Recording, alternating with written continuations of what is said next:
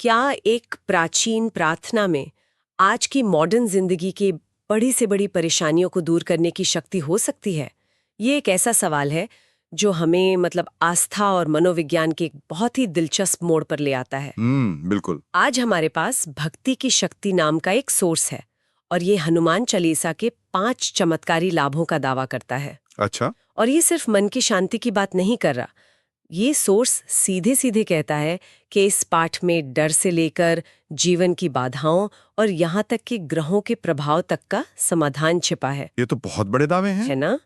तो चलिए आज इसी सोर्स की गहराई में उतरते हैं। हम इन दावों की परतें खोलेंगे और समझने की कोशिश करेंगे कि इनके पीछे क्या मान्यताएं हैं, क्या कोई मनोवैज्ञानिक आधार है या ये सिर्फ कोरी आस्था है। सही है। देखते हैं कि इन सदियों पुराने विश्वासों को आज के दौर में कैसे समझा जा सकता है। ठीक है, तो इससे शुरू करते हैं। सोर्स का पहला और शायद सबसे शक्तिशाली दावा यह है कि हनुमान चालीसा का पाठ करने से डर और नकारात्मकता दूर होती है। ये कहता है कि इससे मन में हिम्मत, आत्मविश्वास ये सब भर जाता है। सुनने में तो ये बहुत अच्छा लगता है, पर क्या ये सिर्फ एक एहसास है या इसके पीछे कुछ और भी है? ये एक बेहतरीन सवाल है। देखिए, यहाँ दिलचस्प बात यह है कि ये दावा सीधे सीधे विश्वास और मनोविज्ञान के गहरे कनेक्शन को छूता है। अच्छा? हाँ, जब कोई व्यक्ति पूरी श्रद्धा और ध्यान से पाठ करता है तो असल में दो चीजें होती हैं। पहली, उसका मन भटकने के बजाय एक जगह पर टिक जाता है। मतलब एक तरह का मेडिटेशन कह सकते हैं, आप इसे माइंडफुलनेस अभ्यास भी कह सकते हैं। लेकिन ये सिर्फ ध्यान भटकाना नहीं है। तो फिर क्या है? ये उससे कहीं ज्यादा गहरा है। ये एक तरह का, आप कह सकते हैं, न्यूरो हैक है। Neuro hack? ये तो बड़ा टेक्निकल शब्द है। पर इसे ऐसे समझिए, जब आप बार बार साहस, शक्ति और भक्ति के शब्दों को दोहराते हैं तो आप सचमुच अपने दिमाग के रास्ते, मतलब न्यूरल पाथवेज को रीप्रोग्राम कर रहे होते हैं। अच्छा। सोचिए, हमारे दिमाग में डर और चिंता के रास्ते बहुत ज्यादा इस्तेमाल होने की वजह से हाईवे जैसे बन गए हैं। और हिम्मत का रास्ता एक पतली सी पगडंडी है। चालीसा का पाठ उस पगडंडी पर ट्रैफिक बढ़ाने जैसा है और हाईवे को खाली करने जैसा। वाह! ये एक मानसिक कवच बनाने की प्रक्रिया है जो बाहरी नेगेटिविटी और हमारे अंदर के डर दोनों से हमें बचाता है।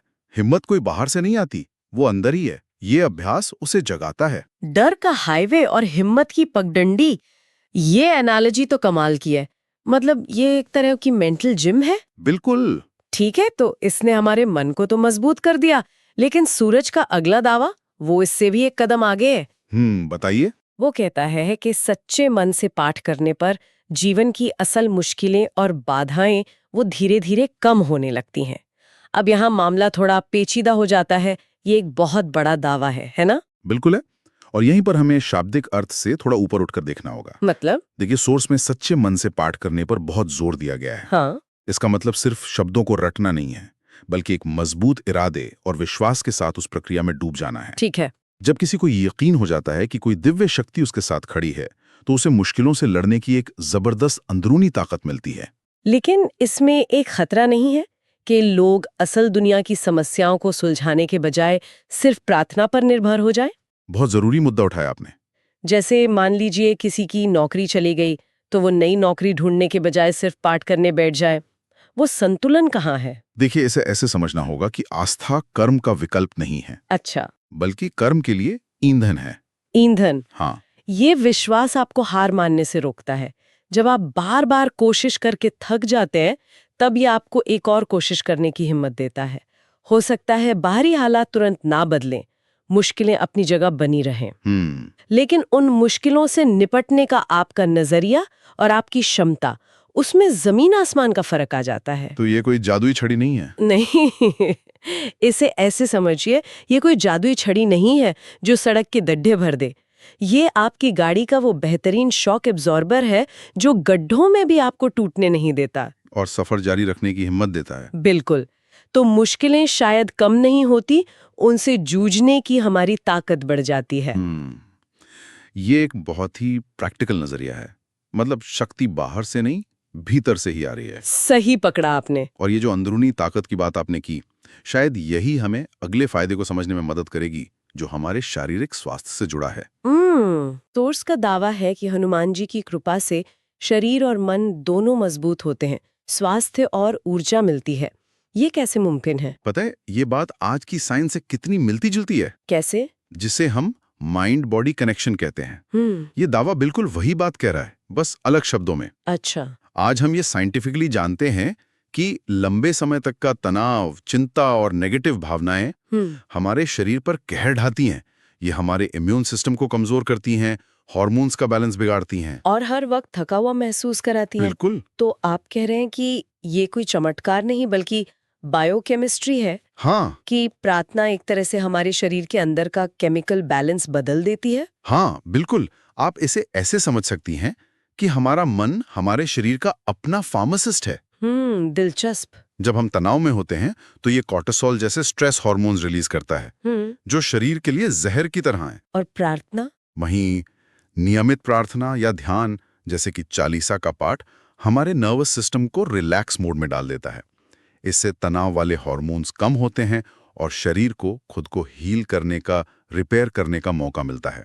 तो जब मानसिक तनाव घटता है तो हमारी एनर्जी बढ़ती है, नींद अच्छी आती है और हमारा पूरा स्वास्थ्य बेहतर होता है। तो ये कहना कि मन की शांति से तन को बल मिलता है, ये सिर्फ एक आध्यात्मिक मान्यता नहीं, बल्कि एक मनोवैज्ञानिक और शारीरिक हकीकत भी है। अच्छा, अगला दावा तो सीधा ज्योतिष की दुनिया में ले जाता है। हाँ, ये वाला तो बहुत प्रचलित है।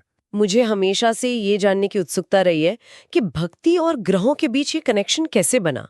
सोर्स में साफ लिखा है कि हनुमान जी की भक्ति से शनि की पीड़ा कम होती है। कई लोग शनि के प्रभाव से बहुत डरते हैं, तो ये पॉइंट उनके लिए बहुत मायने रखता होगा। हाँ, और ये एक बहुत गहरी सांस्कृतिक मान्यता है। देखिए, वैदिक ज्योतिष में शनि ग्रह को कर्म, अनुशासन और परीक्षाओं का ग्रह माना जाता है। 7.5 और ढैया वो सब। जी, उस दौरान लोगों को मुश्किलों का सामना करना पड़ सकता है, ऐसा माना जाता है। ये एक ऐसा एहसास है जैसे जिंदगी आपका इम्तिहान ले रही हो। ठीक है। अब यहाँ पौराणिक कथाएं एक दिलचस्प रोशनी डालती हैं। हाँ, इसके पीछे की कहानी क्या है? हनुमान जी और शनिदेव का क्या संबंध है? एक प्रचलित कथा के अनुसार रावण ने अपनी ताकत से शनिदेव को बंदी बना लिया था। अच्छा। जब हनुमान जी लंका पहुंचे तो उन्होंने शनिदेव को रावण के बंधन से मुक्त कराया। इस पर शनिदेव ने प्रसन्न होकर हनुमान जी को वचन दिया कि जो भी आपका भक्त होगा उसे मैं कभी पीड़ा नहीं दूंगा। अच्छा, तो ये है वो कहानी। हाँ, अब चाहे ये कहानी एक ऐतिहासिक सच हो या एक शक्तिशाली प्रतीक, इसका मनोवैज्ञानिक असर बहुत गहरा है। कैसे? ये लोगों को ज्योतिष से जुड़े डर और अनिश्चितता से निपटने का एक आध्यात्मिक रास्ता देती है। ये उन्हें ये एहसास कराती है कि चाहे ग्रहों की चाल कैसी भी क्यों ना हो, उनकी भक्ति उन्हें एक सुरक्षा कवच देती है। मतलब ये भाग्य के आगे बेबस महसूस करने के बजाय उन्हें एक उम्मीद और नियंत्रण का एहसास देती है। बिल्कुल सही। ये संदर्भ जानना वाकई बहुत जरूरी था। तो हमने मन की बात की, शरीर की बात की और अब ग्रहों की भी। ऐसा लग रहा है कि ये सारे पॉइंट्स एक दूसरे से जुड़कर हमें आखिरी और 5वें लाभ की तरफ ले जा रहे हैं। बिल्कुल। सोर्स कहता है कि नियमित पाठ करने वाले को आत्मिक शक्ति, सफलता और संरक्षण मिलता है। ये तो एक तरह से पिछले सभी लाभों का निचोड़ लग रहा है। बिल्कुल, ये एक तरह का सार है, लेकिन यहाँ सफलता और संरक्षण के असली मतलब को समझना बहुत जरूरी है। ठीक है, समझाइए।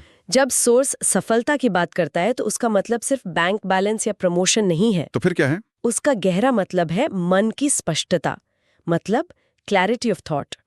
जब आपका मन शांत और केंद्रित होता है तो आप जिंदगी में बेहतर फैसले ले पाते हैं। और वही असली सफलता की नींव है। बिल्कुल, भ्रम में लिया गया कोई भी फैसला आपको सफलता तक नहीं ले जा सकता। सही बात है। और संरक्षण का क्या मतलब है? क्या ये किसी एक्सीडेंट से बचाने जैसा है?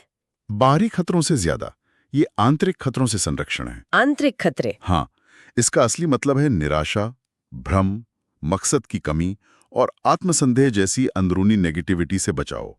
हम सब के अंदर एक आलोचक बैठा है जो हमें कहता है तुम ये नहीं कर सकते। बिल्कुल होता है। ये भक्ति उस आलोचक की आवाज को धीमा कर देती है। ये एक अंदरूनी किला बनाने जैसा है जिसे बाहरी दुनिया की उथल-पुथल और हमारे मन का शक आसानी से भेद नहीं पाता। मतलब ये आपको गिरने से नहीं बचाता, पर ये आपको गिरकर बिखरने से जरूर बचाता है। वाह! तो इसका क्या मतलब है? इस पूरी चर्चा से हम क्या समझ सकते हैं? ऐसा लगता है कि जो चीज एक धार्मिक अनुष्ठान के तौर पर शुरू हुई, वो असल में मनोविज्ञान, बायोकेमिस्ट्री और मुश्किलों से लड़ने की एक प्रैक्टिकल गाइड में बदल गई। ये सोर्स हमें बता रहा है कि हनुमान चालीसा सिर्फ एक पाठ नहीं, बल्कि साहस, दृढ़ता और मन की शांति पाने का एक जरिया भी हो सकता है। बिल्कुल, सोर्स के इन दावों को कोई चाहे चमत्कारी घटनाओं के रूप में देखे या फिर प्रतीकात्मक रूप में। हाँ दोनों ही सूरतों में ये मानव मनोविज्ञान पर विश्वास की ताकत को दिखाते हैं। हाँ ये समझाते हैं कि कैसे सदियों से आस्था और ऐसे अभ्यास लोगों को जिंदगी की सबसे बड़ी चुनौतियों का सामना करने के लिए मानसिक और भावनात्मक ताकत देते आए हैं। ये एक तरह का फ्रेमवर्क है। हाँ, एक ऐसा फ्रेमवर्क जिससे लोग अपने डर को काबू कर सकते हैं, अपनी उम्मीद को जिंदा रख सकते हैं और मुश्किल से मुश्किल समय में भी जिंदगी का एक मकसद खोज सकते हैं। और ये हमें एक बहुत ही दिलचस्प सवाल पर सोचने के लिए छोड़ देता है। क्या? इस तरह के अभ्यासों का असली मूल्य क्या उनके द्वारा मिलने वाले चमत्कारी परिणामों में है या फिर खुद उस प्रक्रिया में है, उस विश्वास, अनुशासन और मानसिक शांति की प्रक्रिया में जो वो हमारे अंदर पैदा करते हैं?